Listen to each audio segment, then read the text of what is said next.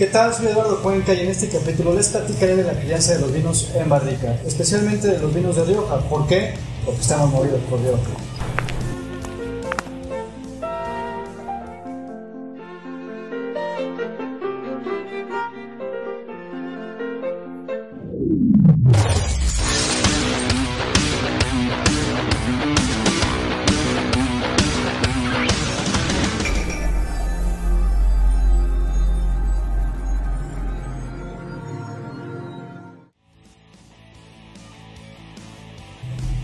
Como sabemos o has escuchado, muchos vinos pasan por barrica para su añejamiento. ¿Pero por qué y desde cuándo?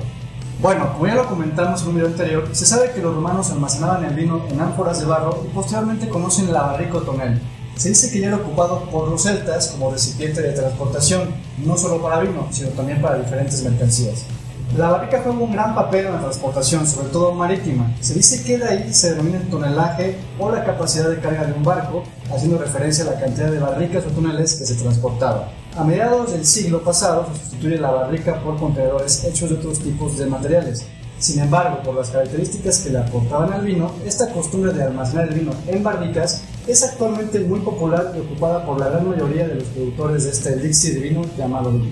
Pero, ¿por qué meten el vino en barrica? Bueno, pues porque la barrica aporta diferentes características al vino, desde aromas, sabores y hasta texturas. Cabe mencionar que antiguamente también ocupaban otro tipo de maderas, pero actualmente el roble definitivamente les bancó a todos. Comencemos mencionando que la madera que se ocupa es de roble, típicamente los más ocupados el roble francés o americano. Cada uno le dará cierta personalidad al vino. Esta elección depende del bodeguero, ya que dependiendo de las cualidades que presente el vino hará su elección. Podemos hacer un capítulo entero sobre barricas, lo vamos a hacer. Pero de manera general, el roble francés aporta aromas a especias, miel y vainilla, y el roble americano aporta notas a coco y también más tanicidad y astringencia al vino que el roble francés. En fin, es toda una ciencia de escoger a dónde vamos a echar nuestro vino a añejar. ¿Por qué? Porque puede ser en un roble de barrica de primer uso, segundo o tercer uso, una barrica sin tostar, una barrica con tostado ligero, medio, heavy o ultra heavy. Inclusive existen barricas híbridas, 80% americana y 20% francesa o viceversa. Sí, lo sé, se escucha un poco complicado, pero luego todo comenzará a tener sentido. Entonces, nuestros amigos de Rioja tienen una clasificación y hasta por colores. El vino joven como cosecha, crianza, reserva y gran reserva. Aprende este dato para que a la siguiente impresiones a tu chiqui. Malvete verde. Este vino es un cosecha, significa que no pasó por barrica, es decir, es un vino joven. Es un vino que no es de guarda. Y a esto me refiero a que no lo guardes para cuando el Cruz Azul sea campeón, porque un vino joven se recomienda no guardarlo más de 3 años. Malvete rojo. Este es un vino crianza. Esto significa que pasó entre 6 y 12 meses reposando en barrica y al menos un año en la botella. Es decir, en el año en que veas este video no puede haber un vino crianza en el mercado del año anterior.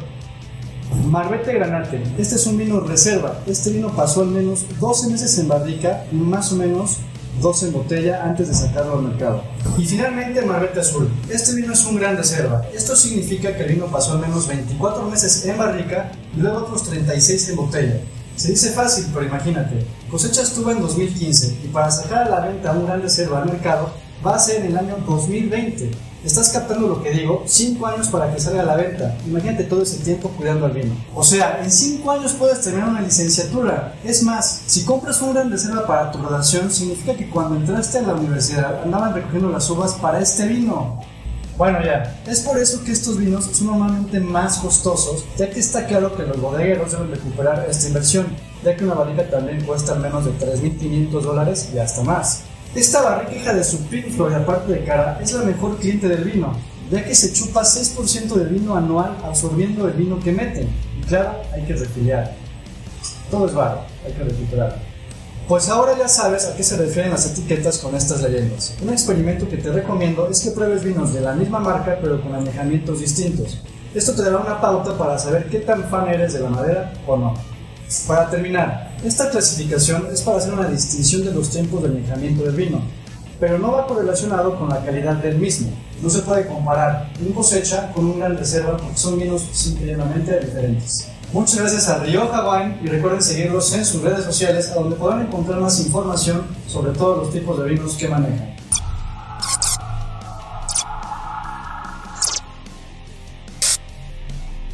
Bebe Rioja y me cuentas, y esperamos en la caja de comentarios para que nos digas cuál es tu vino preferido.